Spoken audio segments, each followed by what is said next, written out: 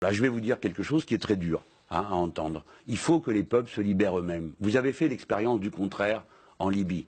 Vous avez fait, avant la Libye, vous avez fait l'expérience du contraire en Irak. D'accord? On vous a expliqué la guerre juste, les armes de destruction massive et tous ces trucs bidons. Le résultat, c'est que c'est une guerre civile effroyable dans ce pays et que la démocratie n'a pas fait un mètre en avant. C'est l'inverse. C'est-à-dire que le pays s'est quasiment autodétruit. Toutes les interventions, écoutez, c'est depuis la grande révolution de 1789, hein, comme disait Robespierre, les gens n'aiment pas les missionnaires armés. Hein.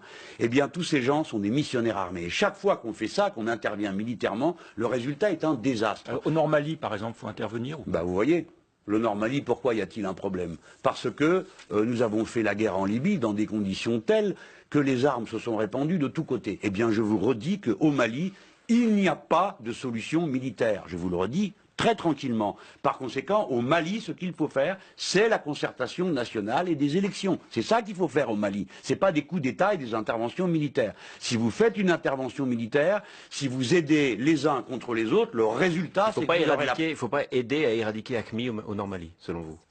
Parce que non, vous dites qu'il faut faire des élections. Mais attendez, là, le Nord Mali... Non, mais reprenez votre phrase d'une manière qui corresponde à un fait concret.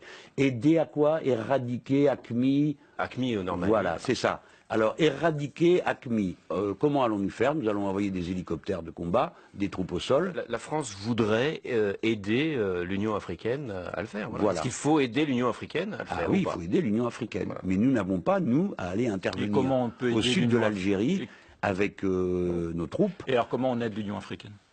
Pardon? Comment on aide la CEDEAO? Comment on aide l'Union africaine? La CEDEAO, c'est une brillante institution qui respire la démocratie, la franchise et le respect des droits de l'homme, mérite d'être aidée en effet.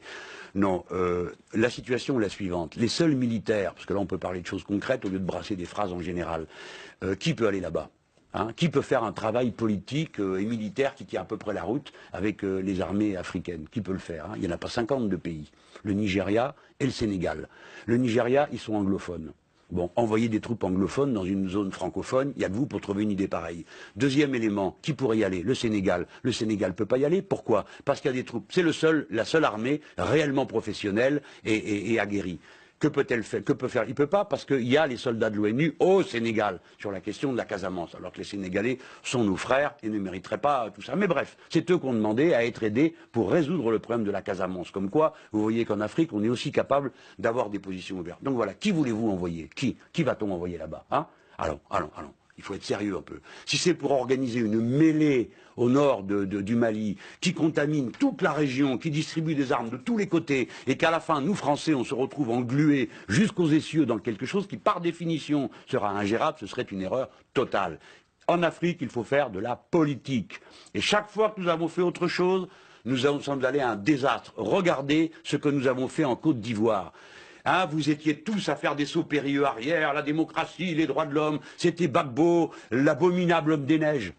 D'accord, il est là-bas maintenant, au tribunal international. Des centaines de gens sont en prison, qui ne sont ni jugés, qui ne donnent lieu à aucune espèce de travail judiciaire. Le fils de Gbagbo, qui a pour unique motif d'inculpation qu'il est le fils de Gbagbo. Cet homme n'a jamais eu aucune espèce d'activité politique, a été détenu pendant des mois et des mois dans une fosse, et personne ne l'a défendu parce qu'il s'appelait Gbagbo. Qu'avons-nous fait en Côte d'Ivoire? Qu'est-ce que nous avons rétabli? Qu'est-ce que nous avons fait de si beau que ça vaille la peine qu'on s'en vante aujourd'hui? Rien. Eh bien maintenant, ça suffit. La politique à l'égard de l'Afrique, ça peut être que d'aider sans cesse à ce que l'on se parle, à ce qu'il y ait de la démocratie et à ce qu'on vote.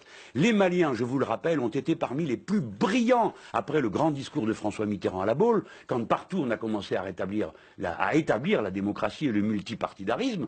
Eh bien, les Maliens ont été parmi les plus formidables, les plus exceptionnels.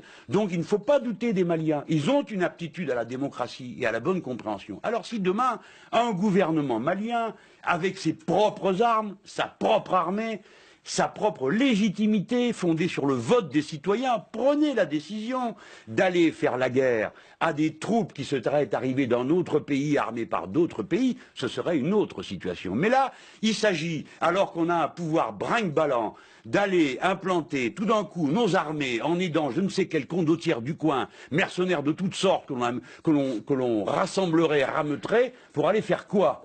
Hein? Se battre contre, vous m'avez dit quoi là, l'AQMI, le machin, c'est-à-dire quelques bandes armées qui sont là, qui prennent prétexte de l'islam pour se livrer à toutes sortes de banditisme, qui n'ont rien à voir avec l'islam. Il suffit que vous vous renseigniez auprès des musulmans, ben, tout ça est une honte. Donc commençons par rétablir, aider les Maliens à se redonner un État, une armée et une démocratie, et ils seront capables de régler eux-mêmes les problèmes.